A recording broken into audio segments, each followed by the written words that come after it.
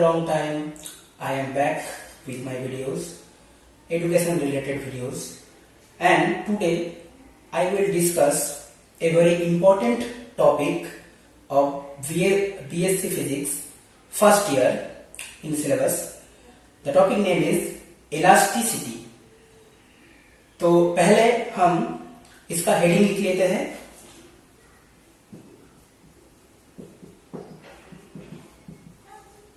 Elasticity. ये topic हमारे exam के पॉइंट ऑफ व्यू से बहुत ही इंपॉर्टेंट टॉपिक है. इलास्टिसिटी में हम क्या क्या पढ़ने वाले हैं. चैप्टर बहुत लॉन्ग है, लेकिन आज के लेक्चर में क्योंकि ये फर्स्ट लेक्चर है, हम ज्यादा टॉपिक कवर नहीं करेंगे. थोड़ा सा इंट्रोडक्शन देंगे, फिर थोड़ा थोड़ा पोर्शन हम कवरेज देंगे इस फर्स्ट लेक्चर में. फर्स्ट लेक्चर में हम पढ़ने वाले हैं, क्या क्या टॉपिक पढ़ने वाले हैं. फर्स्ट हम पढ़ेंगे डिफॉर्मिंग फोर्स क्या होता है. सेकंड रेस्टोरिंग फोर्स क्या होता है. उसके बाद आता है स्ट्रेस स्ट्रेन. इतना तक ही हमारा आज का मतलब गोल है इस लेक्चर में. फिर हम स्ट्रेस के डिफरेंट टाइप्स पढ़ेंगे, क्लासिफिकेशन ऑफ स्ट्रेस, एंड उसके बाद स्ट्रेन के भी डिफरेंट टाइप्स हम पढ़ेंगे. पहले फर्स्ट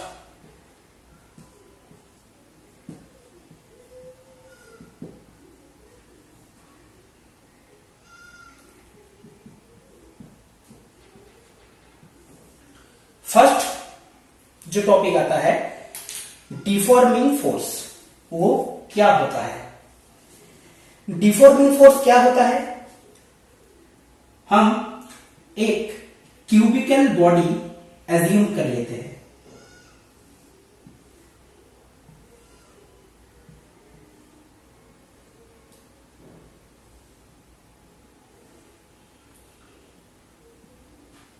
हमने एक क्यूबिकल बॉडी एज्यूम कर लिया.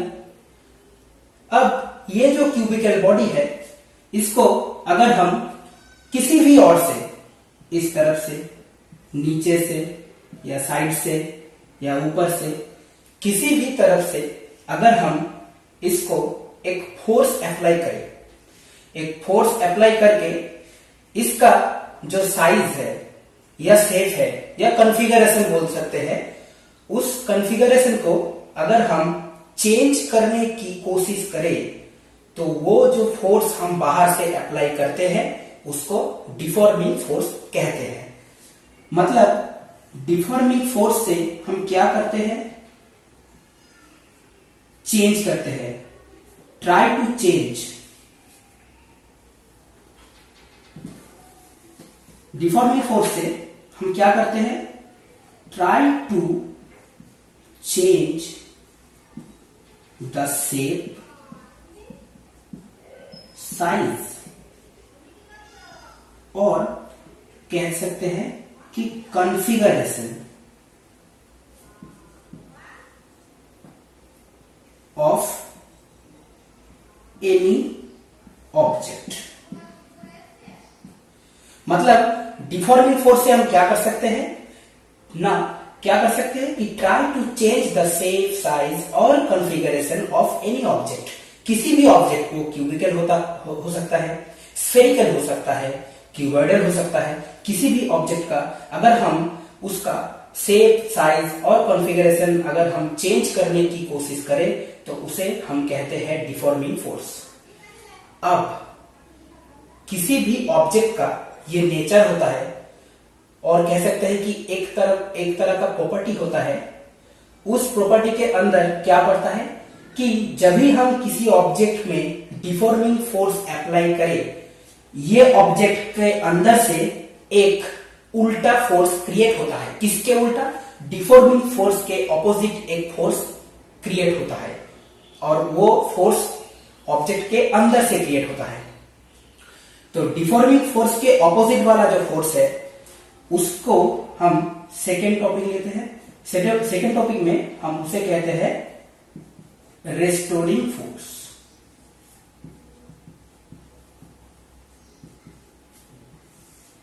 रेस्टोरिंग फोर्स, ये रेस्टोरिंग फोर्स क्या होता है कि the force by which the body regain original configuration on removal of deforming force is called restoring force.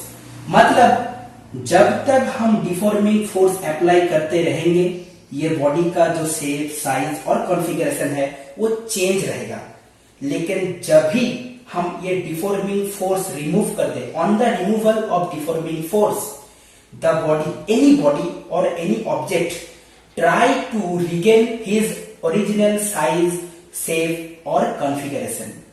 And वो किसके वजह से होता है कि उस ऑब्जेक्ट के अंदर जो रेस्टोरिंग फोर्स क्रिएट हुआ है, उस ऑब्जेक्ट के अंदर जो रेस्टोरिंग फोर्स क्रिएट हुआ है उसके कारण वो बॉडी अपना जो ओरिजिनल कॉन्फ़िगरेशन है उसको रिगेन करने की कोशिश करता है। रिस्टोरिंग फोर्स माने क्या होता है कि the force by which the body regain original configuration on removal of deforming force is called restoring force. समझ में आया? अब हम इस टॉपिक, इस चैप्टर का जो हेडिंग है इलास्टिसिटी, उसको हम डिस्क्राइब करेंगे कि इलास्टिसिटी क्या होता है। Elasticity, it is A property by which the solids, mainly solids में हम पढ़ते हैं,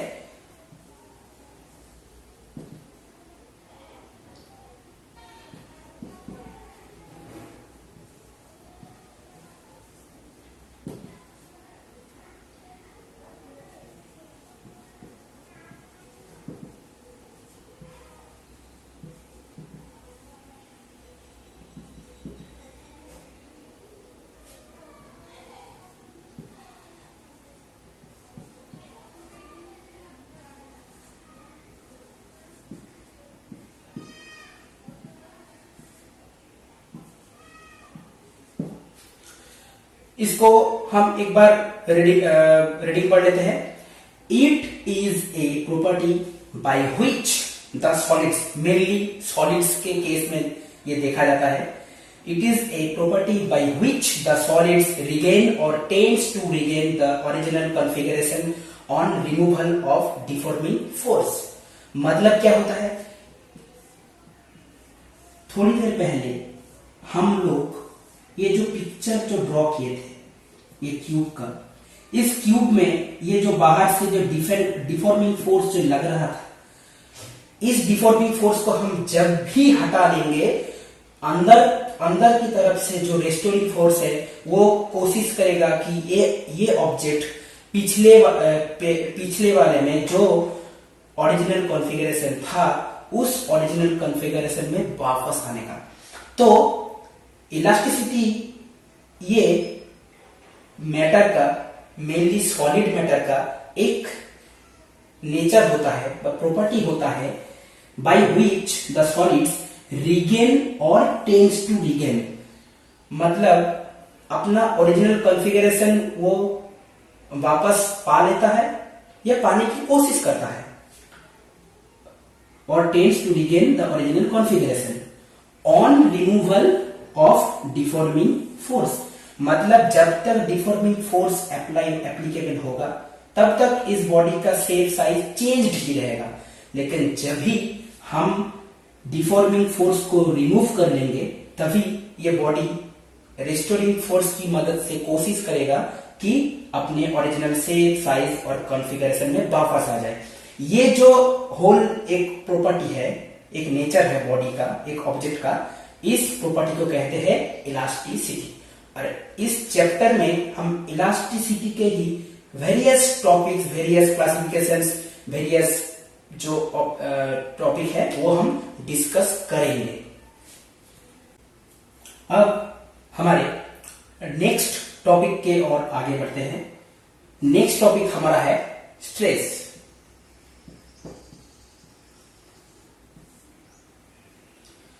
स्ट्रेस इलास्टिसिटी चैप्टर का एक बहुत ही इंपॉर्टेंट टॉपिक है। स्ट्रेस का डेफिनेशन अगर हम दें तो क्या होता है? स्ट्रेस मतलब होता है the internal restoring force per unit area of body is called stress. क्या लिखते हैं? The internal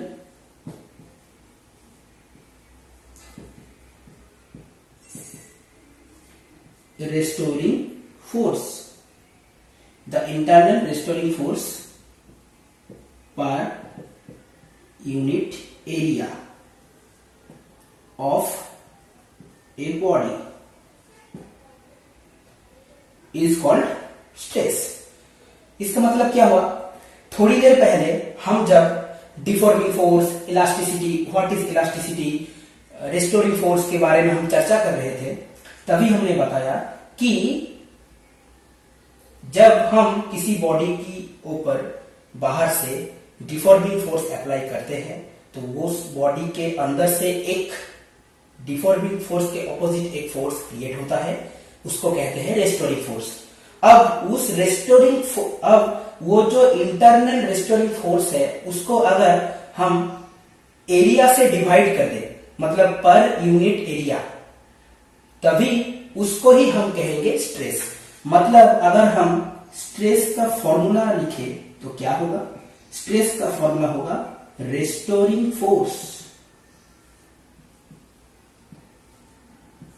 by area.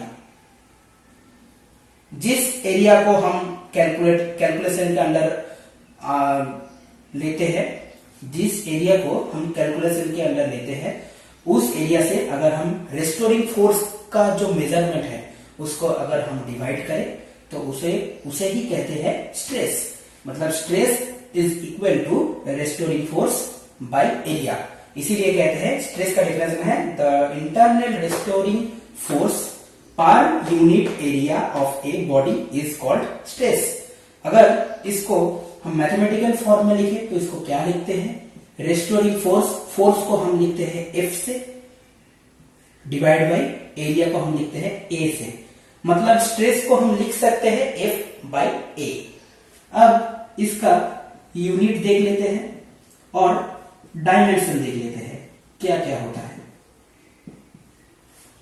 अगर हम यूनिट देखें तो यूनिट हम यहां से बना सकते हैं। ऊपर है फोर्स, नीचे है हमारा एरिया। अच्छा, यूनिट टू टाइप्स में होता है। एक होता है एसआई यूनिट, एक होता है हमारा सीजीएस यूनिट। किसमें कौन सा है? अगर एसआई यूनिट में देखें तो ऊपर है फोर्स का एसआई यूनिट है न्यूटन पर, एरिया का एसआई यूनिट है मीटर स्क्वायर।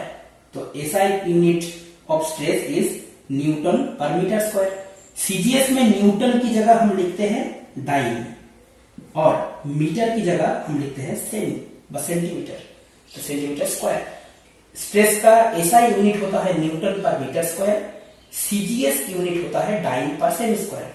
अब हम देखते हैं इसका डायमेंशन। डायमेंशन क्या होगा? फिर वही बात, फोर्स ऊपर है फोर्स का डायमेंशन होता है mnt-2 डिवाइड बाई एरिया का डायमेंशन होता है एल स्क्वायर।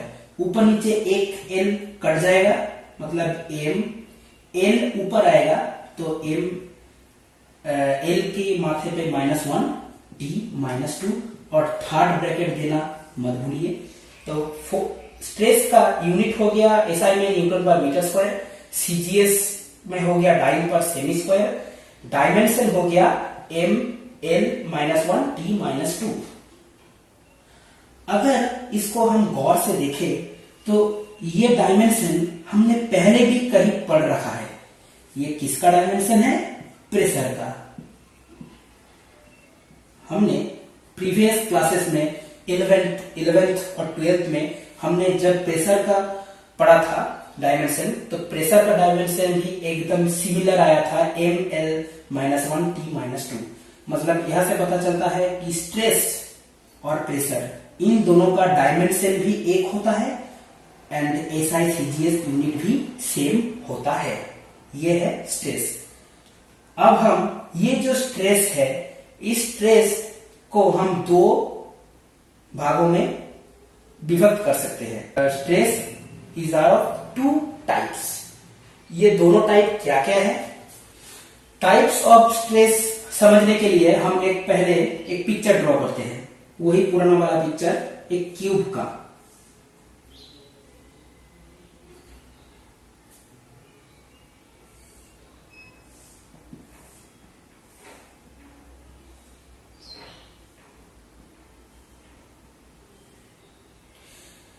ये क्यूब शेप का बॉडी है, ऑब्जेक्ट है।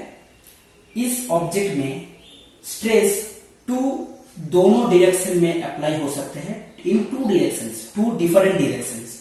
वो क्या क्या है? एक हो सकता है ये जो एक प्लेन है, ये जो एक प्लेन है, इस प्लेन के परपेंडिकुलर डायरेक्शन में एक अप्लाई हो सकता है, और इस प्लेन के टेंजेंशियल डायरेक्शन में एक फोर्स अप्लाई हो सकता है। अगर जो इंटरनल रिस्टोरिंग फोर्स है, अगर वो इंटरनल रिस्टोरिंग फोर्स किसी प्लेन के परपेंडिकुलर डायरेक्शन में पर यूनिट एरिया एप्लीकेबल हो रहा है, तो उसे हम कहते हैं नॉर्मल स्ट्रेस। और अगर वही रिस्टोरिंग फोर्स किसी प्लेन के टेंजेंशियल डायरेक्शन में पर यूनिट एरिया एप्लीकेबल हो रहा है, तो उसे ही हम कहते हैं टेंजेंशियल स्ट्रेस। मतलब ये जो है, ये भी एक रिस्टोरिंग फोर्स है, लेकिन इसको हम कहते हैं नॉर्मल स्ट्रेस। लेकिन ये जो एरो दिखा के मैंने दिखाया है, इस स्ट्रेस को हम कहते हैं टेंजेंशियल स्ट्रेस। मतलब स्ट्रेस आर टू टाइप्स। एक है नॉर्मल स्ट्रेस, दूसरा है टेंजेंशियल स्ट्रेस। नॉर्मल स्ट्रेस मतलब जो रेस्टोरिंग फोर्स है,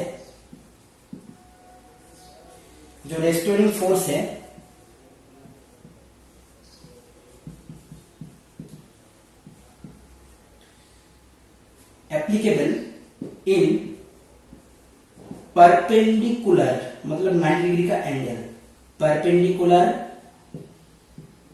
डायरेक्शन, और इसमें इन टेंजेंशियल डायरेक्शन। अगर रेस्टोरिंग फोर्स किसी प्लेन के परपेंडिकुलर डायरेक्शन में एप्लीकेबल हो रहा है, तो उस रेस्टोरिंग फोर्स को हम जब इस प्लेन के एरिया से डिवाइड करेंगे तो हमें मिल जाएगा नॉर्मल स्ट्रेस। और अगर रेस्टोरिंग फोर्स किसी प्लेन के टेंजेंशियल डायरेक्शन में एप्लीकेबल हो रहा है, तो उसको जब हम इस प्लेन के एरिया से डिवाइड करेंगे तो हमें मिल जाएगा टेंजेंशियल स्ट्रेस। तो स्ट्रेस का टू टाइप्स हमको समझ में आ गया। अब बढ़ते हैं हमारे नेक्स्ट टॉपिक की ओर। नेक्स्ट टॉपिक है हमारा स्ट्रेन। थोड़ी देर पहले हमने जब स्ट्रेस पढ़ा था, तो ये बात अच्छे से समझ लीजिए कि स्ट्रेस एक रिजल्ट है, लेकिन उस स्ट्रेस जो रिजल्ट है उसका कॉज क्या है? स्ट्रेन है कॉज, और रिजल्ट क्या है? रिजल्ट है हमारा स्ट्रेस। मतलब पहले किसी बॉडी में स्ट्रेन डेवलप होता है, और स्ट्रेन डेवलप होने के बाद हमारा as a result stress develop होता है। अब ये जो स्ट्रेन है, ये स्ट्रेन क्या है, मतलब इसका डेफिनेशन क्या है? इसको कहते हैं कि it is defined as the ratio of change in configuration and original configuration. इसका मतलब क्या है? फिर चलते हैं हमारे पीछे जो हमने पढ़ा है, क्या है कि किसी बॉडी पे हम जब डिफॉर्मिंग फोर्स अप्लाई करते हैं, तो उस बॉडी का शेप, साइज एंड कॉन्फ़िगरेशन में चेंजेस आने रहते हैं। जो चेंज आता है डिवाइड बाय जो उसका ओरिजिनल कॉन्फ़िगरेशन है, वो जो उसका जो रेशियो है उसको हम कहते हैं स्ट्रेन। मतलब स्ट्रेन क्या होता है? It is defined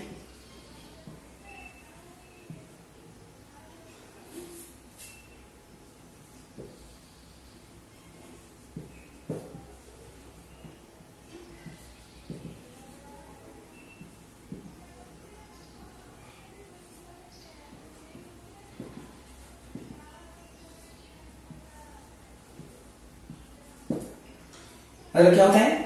it is defined as the ratio of change in configuration and original configuration. अब इसका जब हम टाइप्स पढ़ेंगे, टाइप्स ऑफ स्ट्रेन, स्ट्रेन के जब हम टाइप्स पढ़ेंगे तो इट इज ऑफ 3 टाइप्स, 3 प्रकार के होते हैं स्ट्रेन।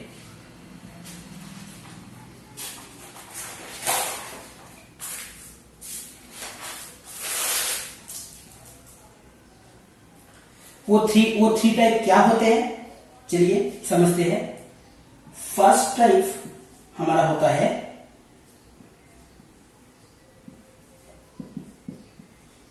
Longitudinal strain.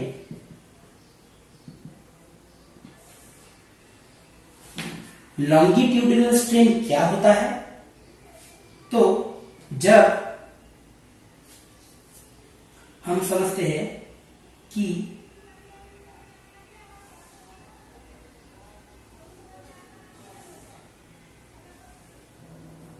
ये एक आयरन का रॉड है, ये एक आयरन का रॉड है। इस आयरन के रॉड का लेंथ है L, कैपिटल L।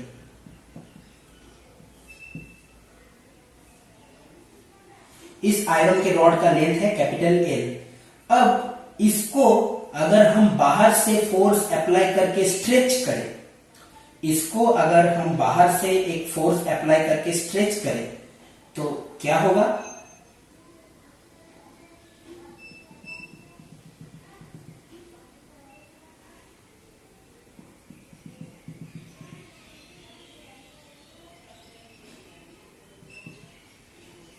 इसको अगर हम बाहर से एक फोर्स अप्लाई करके स्ट्रेच करें तो इसका लेंथ पहले L था और हम एज्यूम करते हैं कि इसका लेंथ स्ट्रेच करने के बाद थोड़ा सा बढ़ गया है, थोड़ा सा इंक्रीज किया है। कितना इंक्रीज किया है? Small l। मैंने ये डॉटेड लाइन से क्यों दिखाया? क्योंकि पहले इसका जो विड्थ जो था, जितना मुनाफा था, अगर हम इसको स्ट्रेच करें तो ये लेंथ तो बढ़ेगा, लेकिन ये जो ब्रेथ जो है, ये ब्रेथ कमेगा। क्योंकि हम अगर इस तरफ से इसको एक्सटेंड करें, लेंथ के बराबर इसको अगर एक्सटेंड करो तो इस तरफ से ये थोड़ा सा कम हो जाएगा। इसीलिए हमने डॉटेड लाइन से ये दिखाया है। तो मतलब लॉन्गिट्यूडिनल स्ट्रेन का फॉर्मूला क्या होगा?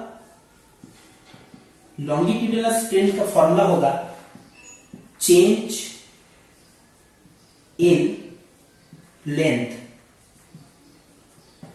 Divide by original length. Longitudinal strain का फॉर्मूला क्या होगा? Change in length divide by original length. Change in length मतलब लेंथ कितना चेंज हुआ, कितना चेंज हुआ? स्मॉल l, मतलब स्मॉल l ऊपर divide by original length. Stretch करने से पहले लेंथ कितना था? कैपिटल L, मतलब कैपिटल L नीचे। ये है हमारा लॉन्गिट्यूडिनल स्ट्रेन का फॉर्मूला। चेंज इन लेंथ मतलब लेंथ यहां पर इंक्रीज किया है, लेकिन अगर हम इसको स्ट्रेच की जगह अगर हम कंप्रेस करें तो इसका लेंथ कम भी हो सकता है, घट भी सकता है, डिक्रीज भी कर सकता है। तो मतलब L क्या है? चेंज इन लेंथ, वो इंक्रीज भी हो सकता है लेंथ, डिक्रीज भी हो सकता है। तो small l by capital L मतलब पहले स्ट्रेच करने से पहले या कंप्रेस करने से पहले लेंथ कितना था, वो है कैपिटल एल। ये हो गया हमारा लॉन्गिट्यूडिनल स्ट्रेन। अब नेक्स्ट टॉपिक, हमने ऑलरेडी स्ट्रेन का फर्स्ट टाइप पढ़ लिया है, लॉन्गिट्यूडिनल स्ट्रेन। सेकेंड हमारा जो टॉपिक है वो है वॉल्यूमेट्रिक स्ट्रेन। सेकेंड हमारा है वॉल्यूमेट्रिक स्ट्रेन। वॉल्यूमेट्रिक स्ट्रेन क्या होता है कि it is defined as the ratio of change in volume. ध्यान से सुनिएगा, it is defined as the ratio of change in volume and original volume. क्या होता है, पिक्चर से देखिए।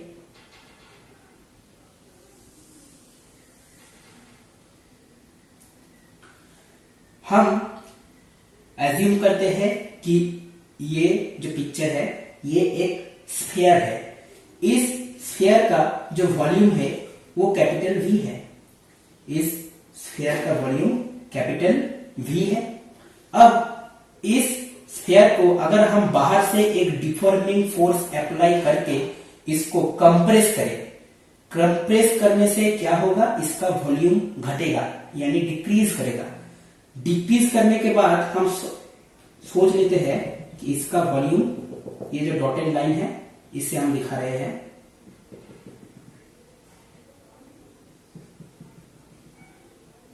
कंप्रेस करने के बाद इसका वॉल्यूम ये हो गया। पहले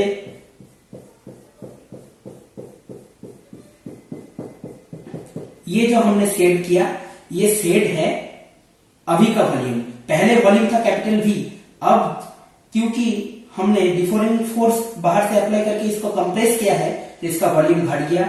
इसका वॉल्यूम कितना घटा है, इसका वॉल्यूम कितना घटा है, डेल्टा वी। डेल्टा वी इतना वॉल्यूम इसका घटा है। तो वॉल्यूमेट्रिक स्ट्रेन का फॉर्मूला क्या होगा, इसका फॉर्मूला है change in volume divide by original volume. Volumetric strain का फॉर्मूला क्या होगा, change in volume divide by original volume. Change in volume कितना है, delta we. Change in volume कितना है, delta we divide by original volume, मतलब पहले volume कितना था, कैपिटल वी। ये हो गया वॉल्यूमेट्रिक स्ट्रेन का formula, delta V by capital V. हम थोड़े से जीवन को रंगीन करते हैं। स्ट्रेन का जो थर्ड एंड लास्ट टाइप है वो हम ग्रीन कलर से समझते हैं। थर्ड टाइप है हमारा शियरिंग स्ट्रेन। शियरिंग स्ट्रेन, और शियरिंग स्ट्रेन को हम डिनोट करते हैं थीटा से। थीटा एक एंगल की तरह होता है, हमने ट्रिगोनोमेट्री चैप्टर में पहले भी पढ़ा है। तो शियरिंग स्ट्रेन इसको हम डिनोट करते हैं किससे, थीटा से। शियरिंग स्ट्रेन कैसा होता है कि हम समझ लेते हैं कि ये एक ऑब्जेक्ट है। इस ऑब्जेक्ट में पहले जो दो केस थे, एक है लॉन्गिट्यूडिनल स्ट्रेन, एक है वॉल्यूमेट्रिक स्ट्रेन। उन दोनों केस में हमने जो स्ट्रेस अप्लाई किया था वो था हमारा नॉर्मल स्ट्रेस। अब हम जो स्ट्रेस अप्लाई करने जा रहे हैं थर्ड केस में, वो है हमारा जो सेकेंड टाइप था स्ट्रेस का, टेंजेंशियल स्ट्रेस। अगर हम इसमें इस तरफ से एक टेंजेंशियल स्ट्रेस अप्लाई करेंगे, इसको हम लिख सकते हैं F by A, tangential stress. तो अगर हम ये जो क्यूब है इसको हम एक क्यूब एज्यूम कर लेते हैं, तो ये जो क्यूब है इसका ये जो लोअर साइड है, नीचे की साइड, इसको हम फिक्स कर देते हैं। तो ये है हमारा फिक्स्ड साइड, ये है हमारा फिक्स्ड साइड। इसको हम नाम दे देते हैं A, B, C and D।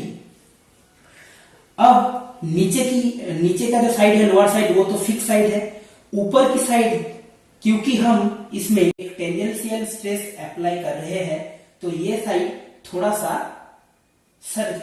सा हिल जाएगा। हिलने के बाद या डिफॉर्म हो जाएगा। डिफॉर्म होने के बाद क्या होगा,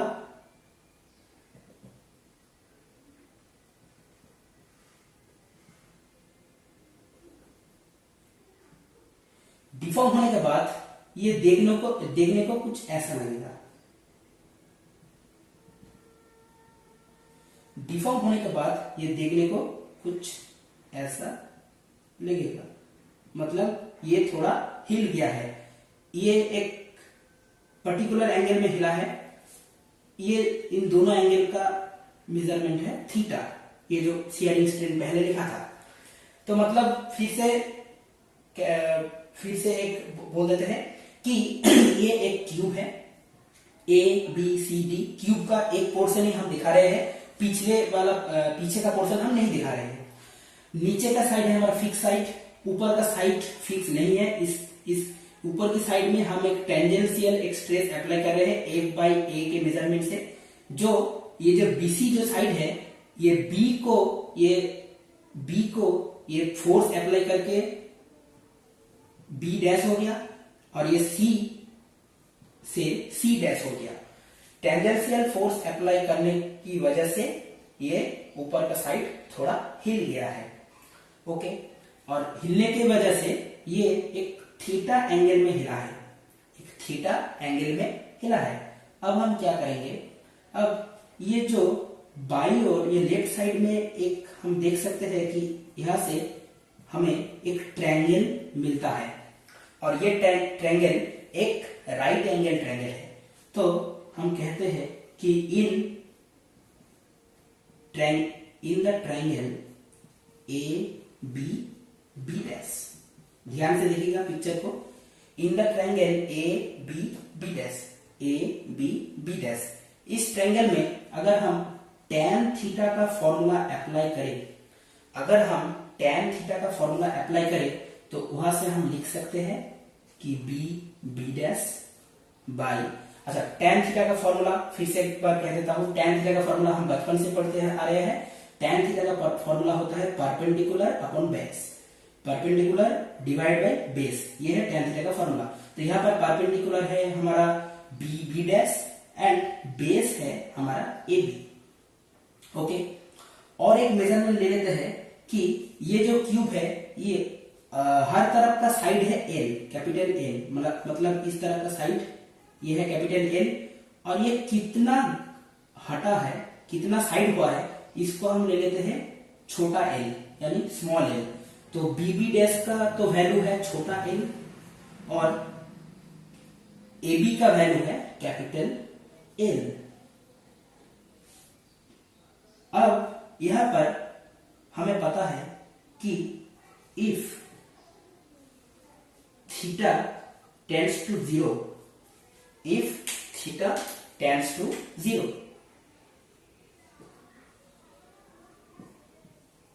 theta tends to zero, tends to zero का क्या मतलब होता है, मतलब अगर थीटा का वैल्यू जीरो के करीब हो, मतलब अगर थीटा बहुत छोटा हो, ऐसे भी ये जो थीटा है दो जगह, ये थीटा का वैल्यू बहुत छोटा रहता है। हम लोगों ने ठीक से समझने के लिए ये थोड़ा बड़ा करके बनाया है, लेकिन ये थीटा बहुत छोटा रहता है। तो if theta tends to zero, तब क्या होता है, तब tan थीटा की जगह हम थीटा लिख सकते हैं। ये एक समझने की बात है। अगर थीटा का वैल्यू बहुत छोटा होता है, मतलब जीरो के करीब होता है, तो tan थीटा का वैल्यू हम थीटा लिख सकते हैं। मतलब ये जो फॉर्मूला है, इस फॉर्मूला से हम क्या सकते हैं, tan थीटा की जगह हम लिखते हैं थीटा, और यहाँ पर है small l divide by capital L. ये जो फॉर्मूला आया theta is equal to small l by capital L, इसे ही हम कहते हैं शियरिंग स्ट्रेन, और ये शियरिंग स्ट्रेन का फॉर्मूला है। ये जो बॉक्स में हम किए हैं वो शियरिंग स्ट्रेन का फॉर्मूला है। बस आज के लेक्चर में इतना ही, फिर मिलते हैं आपसे हमारे नेक्स्ट लेक्चर में। नेक्स्ट लेक्चर में हम elastic limit, Hooke's law, various elastic constants like young modulus, bulk modulus, modulus of rigidity जिसको हम शेयर मॉड्यूलस भी कहते हैं, फिर हम पढ़ेंगे पॉइजन रेशियो। ऐसे वेरियस टॉपिक्स हम कवर करने वाले हैं एक साथ, तो हमारे साथ बने रहिए। अभी के लिए टाटा, बाय बाय।